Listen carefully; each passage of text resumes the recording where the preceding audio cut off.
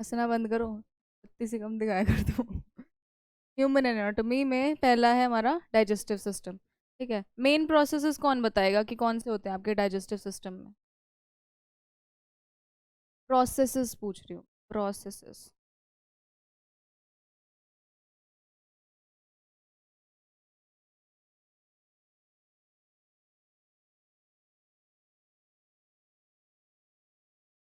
क्या कह रही हूँ, यही बोले जा रही हूँ।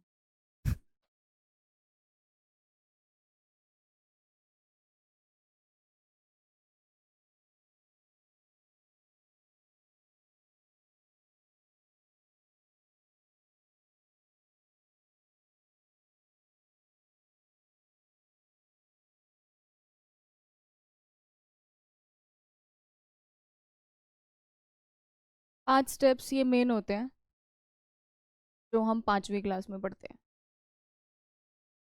ठीक है, कंचे खेल रहे होगे कहीं। तो पहला है ingestion, that is taking food into, entry of food from mouth.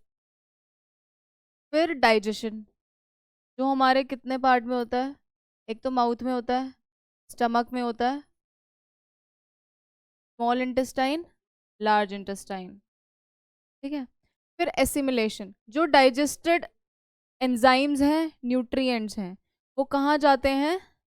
Sales की तरफ जाते हैं। ये दोनों स्टेप ऑलमोस्ट सेम है। जब सेल, जो हमारे स्मॉल इंटेस्टाइन है, उसकी जब वॉल में वो एब्जॉर्ब होते हैं हमारा न्यूट्रिएंट्स, तो उसे बोलते हैं एब्जॉर्प्शन, वॉल में एब्जॉर्ब होना। फिर जब वो ट्रेवल करके सारे सेल्स की तरफ जाते हैं, उसे बोलते हैं एसिमुलेशन। ठीक है,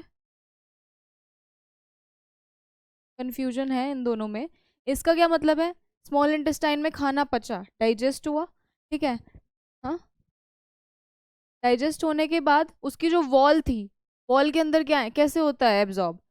ब्लड कैपिलरीज होती है, छोटी छोटी रुधिर वाहिनियां होती हैं, आर्टरीज होती है, वेन्स होती हैं। ठीक है, उनके थ्रू खाना क्या होता है, एब्जॉर्ब होता है वॉल के अंदर, ताकि वो फिर एसिमिलेट हो सके, यानी कि सेल के अंदर ट्रैवल कर सके। क्योंकि जब तक खाना सेल में नहीं जाएगा, न्यूट्रिएंट सेल में नहीं जाएगी, तब तक एनर्जी का फॉर्म नहीं होगा। क्योंकि एनर्जी किसकी वजह से फॉर्म होती है?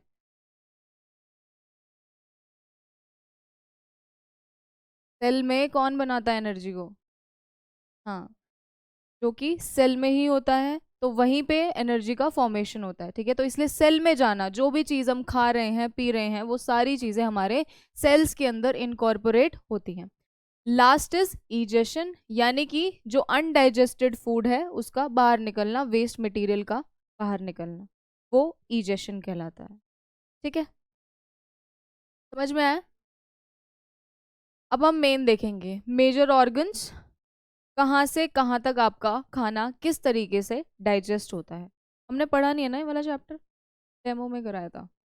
तो मेजर ऑर्गन्स रहेंगे हमारे ईसोफेगस, स्टमक, लार्ज इंटेस्टाइन। ठीक है, एक्सेसरी ऑर्गन्स इज ये लिवर, गॉल ब्लैडर, पेनक्रियास। क्या है आपका लिवर? क्या है? लार्जेस्ट तो है, पर क्या है? ग्लैंड है, सबसे बड़ी ग्रंथि है। ठीक है, ये आपके क्या करते हैं, यहाँ पे आपका खाना जा नहीं रहा है, यहाँ से ये जूसेस सेक्रीट कर रहे हैं, एंजाइम सेक्रीट कर रहे हैं, जो आपके खाने को क्या कर रहे हैं, डाइजेस्ट कर रहे हैं। इनकी लोकेशन मैं डायग्राम में दिखाऊंगी। जस्ट हमारे स्टमक और स्मॉल इंटेस्टाइन के आसपास ही होते हैं, और कनेक्टेड होते हैं किसके थ्रू? डक्ट्स के थ्रू, जहाँ से ये अपना जूसेस स्टमक या फिर स्मॉल इंटेस्टाइन या फिर लार्ज इंटेस्टाइन में भेजते हैं। ठीक है, समझ में आया? अब मुझे ये बताओ कि खाने का डाइजेशन सबसे ज़्यादा कहाँ होता है?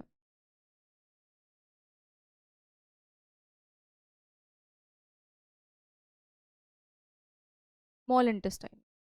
स्टमक में बहुत से लोगों को कन्फ्यूजन रहती है, स्टमक में आपका पार्शियल डाइजेशन होता है, मैकेनिकल डाइजेशन होता है स्टमक के अंदर। स्मॉल इंटेस्टाइन के अंदर आपका 80 80% मान लीजिए, ठीक है। 80% आपका डाइजेशन स्मॉल इंटेस्टाइन में, 80 to 90% ही स्मॉल इंटेस्टाइन में हो जाता है। बाकी बचा कहाँ हो रहा है? माउथ में, स्टमक में, और जो भी थोड़ा बहुत बचा कुछ है वो लार्ज इंटेस्टाइन में। लार्ज इंटेस्टाइन का नाम बेशक लार्ज इंटेस्टाइन है, but length wise small intestine हमारा बड़ा है, ठीक है। तो व्हाट इज डाइजेशन? पहली चीज, प्रोसेस ऑफ रिड्यूसिंग फूड, यानी कि जो खाना हम खा रहे हैं उस फूड को छोटे छोटे टुकड़ों में तोड़ना, ठीक है, ताकि वो हमारी बॉडी में एब्जॉर्ब हो सके। वो क्या कहलाता है? हमारा डाइजेशन कहलाता है, ठीक है। दो मेजर पार्ट्स हैं, अभी मैंने बताए। मेजर ऑर्गन्स हैं हमारे, एक्सेसरी ऑर्गन्स हैं, ठीक है। टेंशन मत लो, ये सब आपको जो हिंदी वाले हैं, मेरी आज बात होगी है, हिंदी में ही मिलेगी पीडीएफ, ठीक है, तो आपको इशू नहीं रहेगा, है ना। और क्वेश्चंस भी हिंदी में मिल जाएंगे। सेंड नहीं करे? कल आए थे ना, वो मेरे सामने करवाए थे मैंने। क्या? हार्ड कॉपी चाहिए? वो नहीं मिली है अभी, स्टडी मटेरियल नहीं आया होगा। हाँ ये भी है। नोट्स हमारे ज़रूरी है, हमारे एग्जाम टाइम में हमें कोई बुक समझ नहीं आएगी। बुक हमें तभी समझ में आएगी या तो हमने वो पढ़ रखी हो, अंडरलाइन कर रखी हो, ठीक है। तो या तो अपने नोट्स बनाओ। मैं क्या करती हूँ, जैसे लक्ष्मीकांत है, बुक है, तो उसके हर पेज पे अपने अलग से A4 साइज में उसके मैं जो भी होता है उस हर पेज पे वो लिखती हूँ, ठीक है। वो पेजेस पूरे भरे हुए हैं उसके अंदर, और बुक भी पूरी हाईलाइटेड है, तो फिर जब एग्जाम में रिवाइज करना होता है तो फिर जल्दी जल्दी हो जाता है, ठीक है। मेन आर्टिकल्स में क्या दिखाऊंगी, जरूर दूंगी, नहीं पर हाँ, पढ़ लो थोड़ा पहले, है ना। कहाँ तक पहुंचे अभी क्वालिटी में? प्रियम्बल ही हुआ है?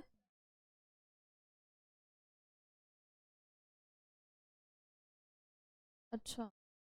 हाँ वो इम्पोर्टेंट है, वहां से क्वेश्चन बहुत ज्यादा, एंड वो कंफ्यूजिंग भी है तो इनको, है ना। उज्जवल सर है ना, तो 20 साल का एक्सपीरियंस है उनको तो। ग्रेट। मैं पढ़ी हूँ उनसे, क्लासेस देखते थे मैम। सबसे पहला, मेजर ऑर्गन्स। पहला क्वेश्चन, माउथ का पीएच कितना होता है? ठीक है। फर्स्ट पार्ट है हमारे डाइजेस्टिव सिस्टम का, एंट्री पॉइंट है हमारे फूड का, यानी कि हमारा डाइजेशन, पाचन, खाने का, भोजन का, मुंह में ही शुरू हो जाता है, ठीक है। कौन से हैं स्ट्रक्चर्स? टीथ, अगर हमारे दांत नहीं होते तो हम उसको कट नहीं कर पाते, क्रश नहीं कर पाते, ग्राइंड नहीं कर पाते, ठीक है, क्योंकि हम फूड ऐसा कैसा एनगल्फ नहीं कर पाते, कर सकते, हम स्नेक नहीं है। स्नेक क्या करता है?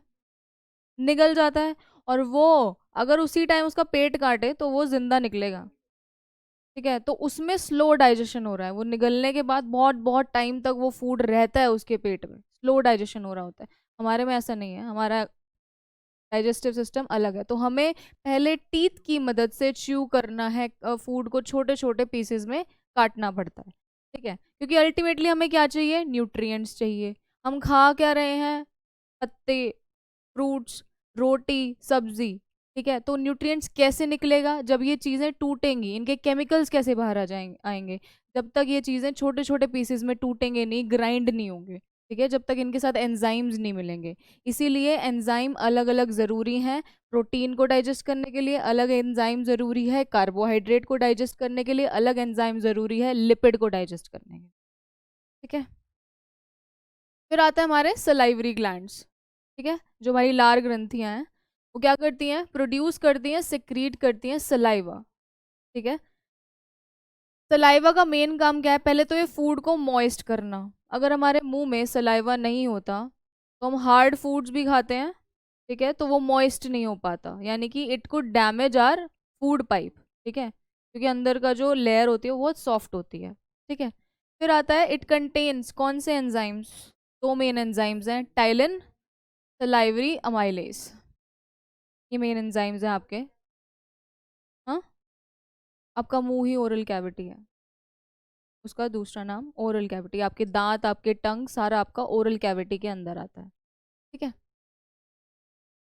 ये दो एंजाइम्स, टाइलिन, सलाइवरी अमाइलेज, क्या करते हैं?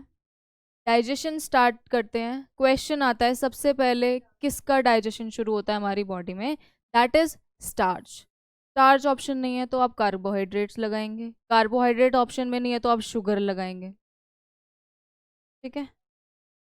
या फिर वो भी नहीं है तो पॉलीसैकेराइड्स है तो पॉलीसैकेराइड्स लगाएंगे। ठीक है। तो सबसे पहले जो डाइजेशन हो रहा है वो आपके स्टार्च का हो रहा है। किसकी वजह से हो रहा है?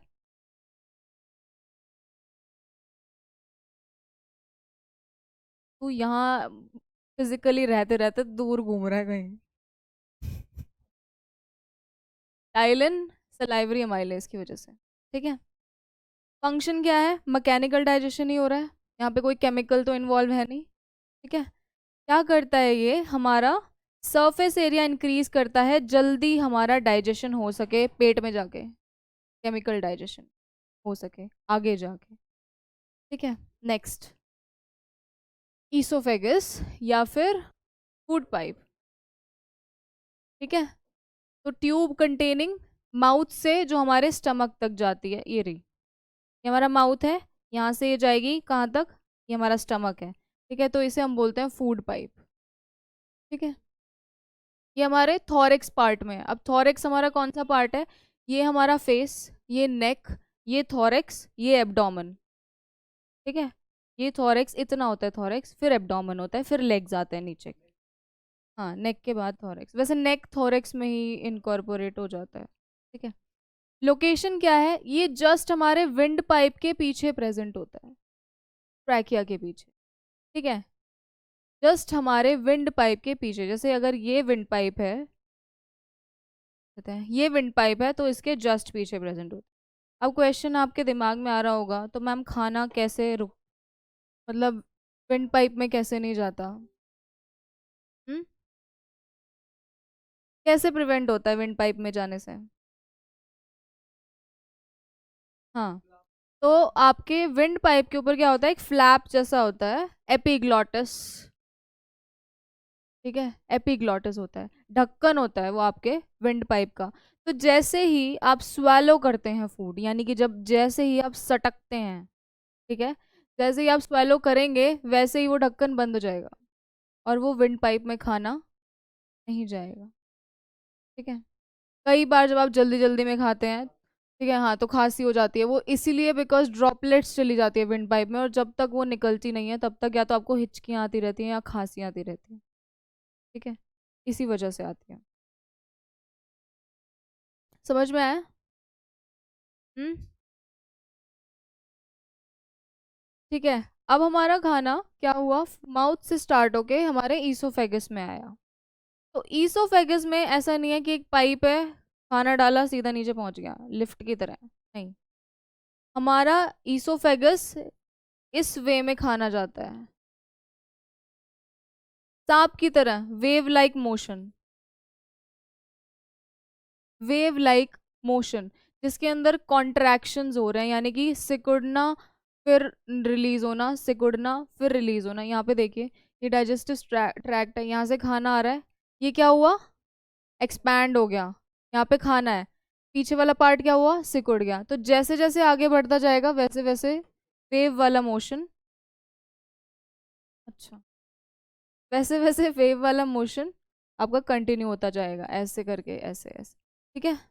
और इस वेव वाले मोशन को क्या बोलते हैं हम? पेरिस्टाल्सिस या फिर पेरिस्टाल्टिक मूवमेंट। ठीक है। क्या बोलते हैं हम? या फिर पेरिस्टाल्टिक मूवमेंट। और ईसोफेगस क्या कर रहे हैं? लाइनिंग ऑफ ईसोफेगस हमारी म्यूकस सेक्रीट करती है, जो क्या कर रहा है? हमारे फूड के मूवमेंट को सपोर्ट कर रहा है। ठीक है। इजीली फूड हमारा जा रहा है। कुछ समझ में आ रहा है या नहीं आ रहा है? ऐसे एक्सप्रेशन क्यों दे रहा है जैसे कुछ समझ नहीं आ रहा है नहीं आ रहा तो बताना।